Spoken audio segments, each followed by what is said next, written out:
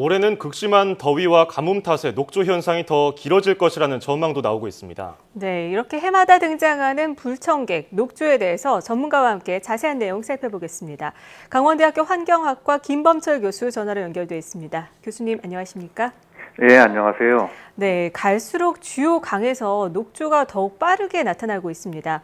현재 낙동강의 녹조 상황 얼마나 심각한 겁니까? 제가 많이 조사를 하지 않았는데 아직은 그 상류 쪽에서는 발생하지 않고요. 대구, 구미, 이런 진주 이런 대도시의 하수들이 유입하는 이 중류 지역에서 시작되고 있는 것으로 보입니다. 예, 대도시의 하수 유입이 되는 중류에 주로 심각하다 이렇게 말씀하셨는데 네. 그렇다면 이 중류 지역 녹조 현상이 예년보다 더 심각한 수준이라고 볼 수 있나요? 그것은 이렇게 특별하게 더 심각한 것 같지는 않고요. 좀 예. 가뭄이 들면은 유속이 느려지면서 좀 많이 생기는 또 비가 오면 떠내려가고 이런 일들이 계속 매년 반복이 되고 있습니다. 그래서 아직은 그렇게 특별히 과거보다 더 많이 늘어났다고 볼 수는 없을 것 같습니다. 전적으로 그 강우량에 따라서 유속이 이제 결정을 할 것이라고 봅니다. 네. 특별히 그렇게 심해진 상황은 아니라고 하셨는데 이렇게 녹조 현상이 계속되는 이유는 뭐라고 보십니까? 그 녹조 현상이라고 하는 것은 녹조류가 아니라 사실은 생물의 종류가 남조류라는 종류예요. 흔히 녹조류라고 이제 잘못 보도가 되고 하는데 남조류라고 하는 플랑크톤이 번성하는 것인데 주로 이 도시 하수에서 기인하는 인 성분이 주 원인이 됩니다. 그 강에서는 그 하수 처리장 방류수가 유입하는 곳에서 우리나라 하수 처리가 아직 불완전해요. 그래서 인을 많이 제거하지 못하고 있기 때문에 그 하수 처리장 방류수가 유입하는 곳에서 이 플랑크톤이 많이 증가하는 그런 현상이 발생하는 것이죠. 예. 이제 올여름에 비가 그렇게 많이 올 거란 예측은 아직 안 되고 있습니다만 그래서 그런지 상수원이 오염되지 않나 걱정이거든요. 아까 하수 처리장 문제 지적하셨는데 현재 우리 정수 기술로 이거 녹조 해결 안 됩니까? 지금 정수장에서의 남조류 세포 또 남조류 독소를 제거하는 것은 충분히 잘 되고 있습니다. 예. 그 남조류라고 하는 플랑크톤은 녹조류하고는 좀 다른데요. 녹조류는 독소가 없는데 남조류는 그 동물의 간에 손상을 주는 독소를 흔히 만들어냅니다. 그런데 이 독소는 다행히 정수 과정에서 잘 제거되고 특히 염소 소독을 하면 잘 파괴되는 물질이에요. 그래서 정수 공정을 잘 거친 수돗물에서는 문제가 없습니다. 그런데 그보다는 그 수돗물보다는 민물고기나 새우 같은 그런 어패류를 먹을 때 독소를 먹게 될 우려가 있고요. 예. 또 야생 동물들은 그대로 이 독소에 많이 노출이 되고 있고 또 이 독소는 염소 소독에는 잘 분해가 되지만 끓여서는 분해가 되질 않습니다. 그래서 매운탕을 끓여도 분해되질 않기 때문에 민물고기를 먹을 때는 그 독소가 많은 내장, 아가미를 모두 제거하고 먹는 것이 좋겠습니다. 네, 염소 소독은 괜찮지만 민물고기는 주의를 해야 된다는 말씀해 주셨는데 이 녹조 현상이 어느 정도 진정이 되기 위해서는 날씨가 도와줘야 하지 않을까 싶습니다. 언제쯤에 진정이 될 것으로 예상하십니까? 그것은 제가 예측할 수 있는 것은 아니고요. 강에서는 이 비가 오면은 유속이 빨라져서 이 남조류 세포가 모두 바다로 떠내려갑니다.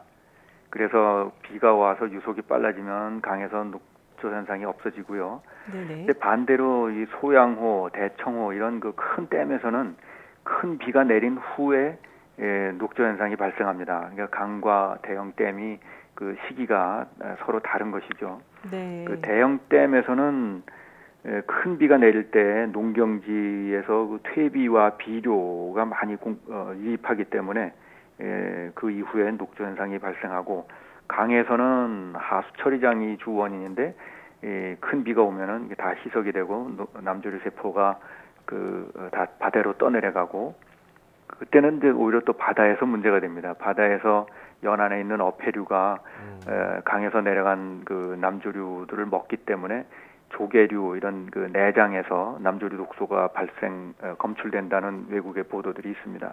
예. 이게 상류에서부터 바다까지 계속 영향을 주면서 우리 시민들에게 골칫거리인데 일단은 수질이 안 좋은 곳에 나타난다는 큰빛 이끼벌레 지난해에 이어서 올해 나타났는데 지난해보다 한 달 정도 좀 빠르단 말입니다. 그렇다면 네. 이 낙동강 수질 오염이 지금 좋지 않다 이렇게 볼 수 있을까요?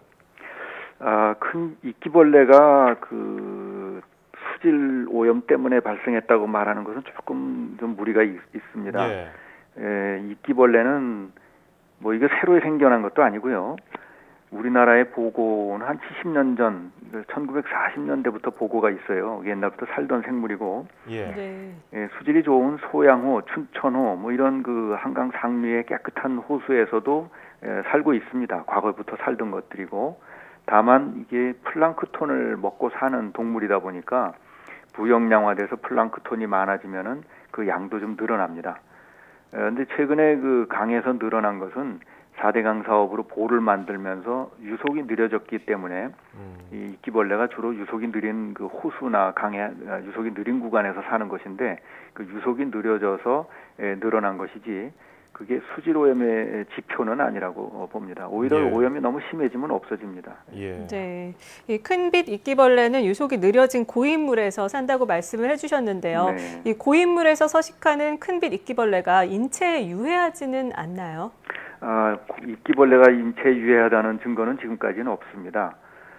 이끼벌레는 그 다른 플랑크톤을 잡아먹기 때문에 일종의 그 말미잘의 축소판 같은 그런 모양이죠. 작은 플랑크톤을 잡아먹는 촉수를 가지고 있습니다.